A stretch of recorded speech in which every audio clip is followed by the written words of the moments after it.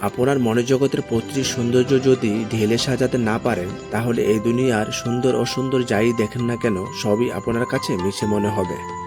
সুতরাং সৃজনশীল প্রতিটি চিন্তাই আপনার মনোজগতের আল্ট্রা স্ক্যানারের মতো, যেখানে প্রতিটি জিনিসকেই আপনার সামনে স্বর্গীয় সৌন্দর্যের স্টাইলই ফুটিয়ে তুলবে। তো আপনারা দেখতে পাচ্ছেন শসা প্রজাতির অত্যন্ত ভেষজ ঔষধি গুণে ভরপুর একটি কেলাকুচুর কাঁচা ফল, যার স্থানভেদে বিভিন্ন নাম হতে পারে।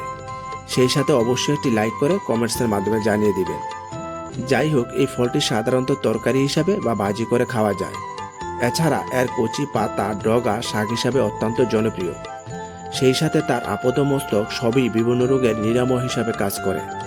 এবং সেই সাথে আপনারা দেখতে পাচ্ছেন এর পাকা ফল লাল টুকটুকে হয়ে আছে, যার যথেষ্ট পরিমাণ অংশ পাখি খেয়ে নিয়েছে।